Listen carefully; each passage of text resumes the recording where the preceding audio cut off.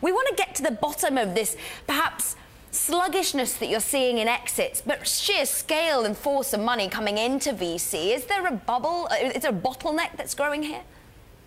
Well, I think when we look at the data, now that we've had the fourth quarter data compiled, now that we're looking at the full 2016, there are three key takeaways, as you mentioned. Number one, you had the investment pare back. What we hear from our members, it was more of a normalization back to more rational levels. Certainly a lot less than what we saw in 2015, but as your graphics showed, 2015 was really a peak over the last decade or more.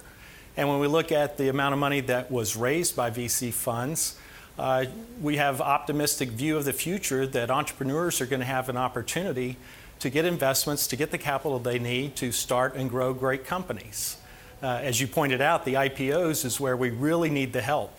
And hopefully here in Washington, we can do what we need to do to make changes so that there are more IPOs. What changes are needed? Well, the Jobs Act that was passed a couple of years ago, I think was a great step. It had things like the confidential filing and testing the waters provisions, and we hear from startups that that's been very important to them.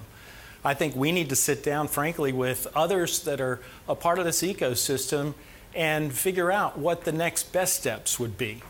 We don't pretend to have all the answers, but we are committed to working with, whether it's the exchanges, whether it's the investment banks.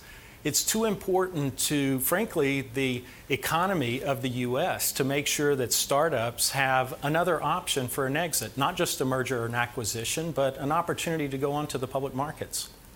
I mean, within your report, Bobby, you mentioned that perhaps some of the valuations of these startups are worrying as to whether they'll be achievable in the public market. Can you name which sort of companies you're worried about? Are you flagging the likes of Snap, which many are looking on for the first quarter of 2017?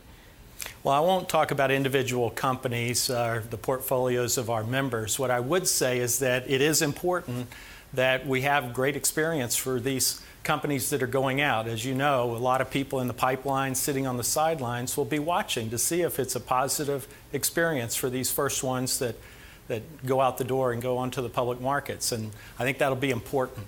The good news is there's a fairly healthy pipeline, and there's a lot of optimism from our members that we could see more IPOs this year certainly than we saw this past year. Talking about the funding for the startups pre-IPO, you say that perhaps they're coming back down to more rational levels. Is there an element that some of the startups are wanting too high valuations at that point as well? Are VCs not finding the balance there, or is there not as many good companies to be getting into that slowed the pace down slightly?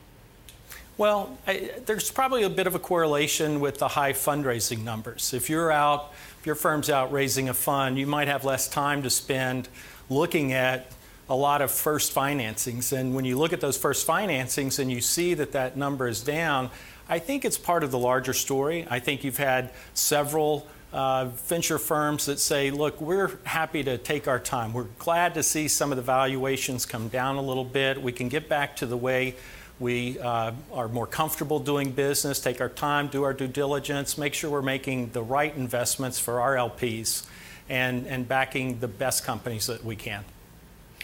$42 billion pouring into venture funds.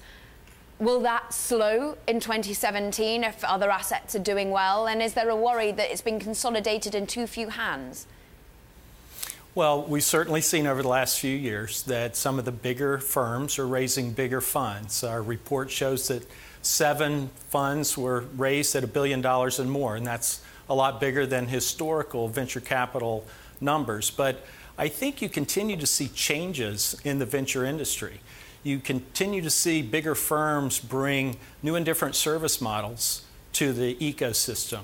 And so they're going to learn new ways to deploy the capital to the right entrepreneurs to make successful businesses. We also see changes with more micro VCs coming on board and making really institutional seed investing more of its own specialized asset class within venture.